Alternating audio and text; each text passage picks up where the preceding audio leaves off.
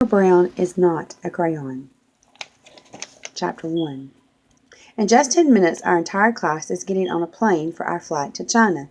I, Amber Brown, am one very excited third grader. My best friend, Justin Daniels, is going to sit next to me. Right now, he's sitting at the desk next to me pretending to be an alarm clock. All I hear now is a quiet tick-tock, tick-tock, but I'm absolutely positively sure that he has something else planned. We always sit together when our class flies to some far-away place.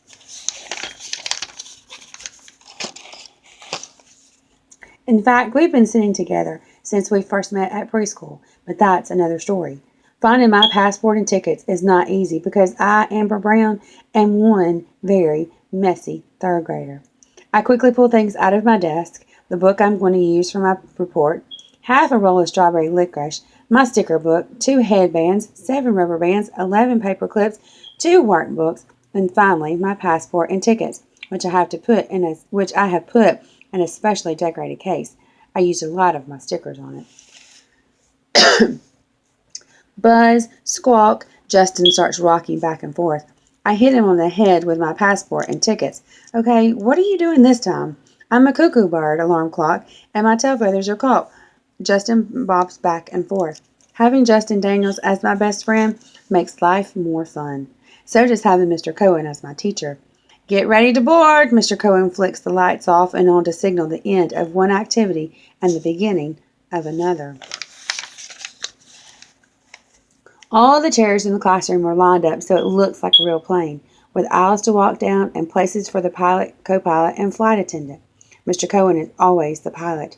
He says that's because he's the only person in the room with a driver's license, but I know the real reason he's always the pilot is because he wants to make sure that we get where we're supposed to go.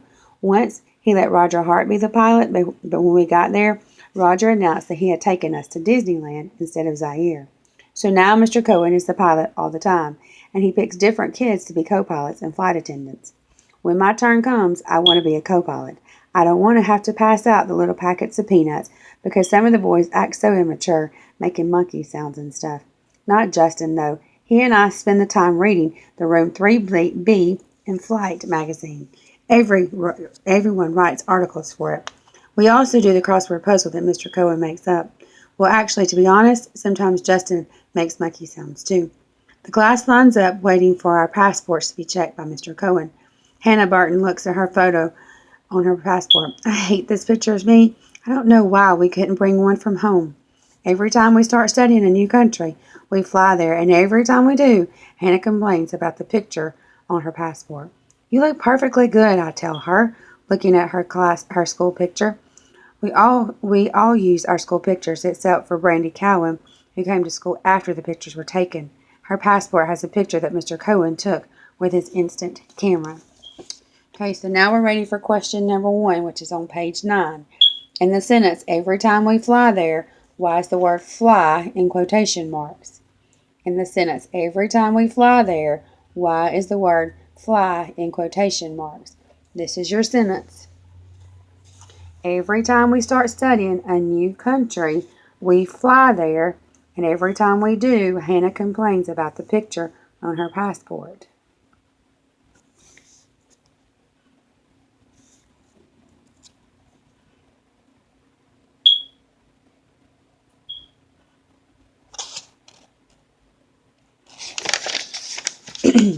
Hannah shakes her head. I am perfectly good.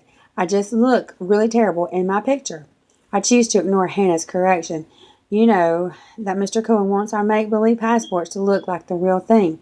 Remember when he showed us his real passport? It looked awful, and he doesn't really look that bad.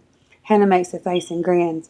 Amber, just because you forgot what day the pictures were going to be taken and your picture looks like you jumped out of bed, threw on any old clothes, and combed your hair with a rake, doesn't mean that the rest of us doesn't care about what we look like in our photos. I look at Hannah's picture. Her long blonde hair is perfectly combed with a really pretty multicolored ribbon barrette. I look at my picture. Brown eyes, freckled nose. My brown, slightly messy hair is held back with 2 bagel-shaped barrettes. I'm wearing normal, non-picture taking day clothes. In fact, I'm wearing my favorite things. A very long t-shirt that my Aunt Pamela bought me back from a trip to London, and a pair of black striped pants. Even though it doesn't show, I remember which pants I'm wearing. I, Amber Brown, have a very good memory. I don't look so bad, and anyway, I forgot that the pictures were being taken that day, even though Mr. Cohen had told us a million times, even though he had written 2 million reminders on the blackboard, so I'm a little forgetful. And Amber Burton isn't always totally right. I don't comb my hair with a rake, maybe my fingers sometimes, but never a rake. I like your picture, Justin grins at me. It looks exactly like you, not just the way you look, but the way you act. You mean messy? Hannah laughs. I want to pull off that stupid little bow that she's wearing on her head. Don't you dare, Justin pulls my arm. I like the way that Justin usually knows what I'm thinking, and I usually know what he's thinking. Mr. Cohen checks our passports, looks at our boarding passes, and then Joey Fernando leads us to our seats. Once everyone is seated, Joey shows how to fasten our seatbelts and tells us what to do in case of an emergency. Mr. Cohen gets on his make-believe microphone and tells us to get ready for the trip of a lifetime. And off we go into the wild blue yonder. The third grade is on its way to China. Okay, your second question is, what kind of person is Amber Brown? What kind of person is Amber Brown?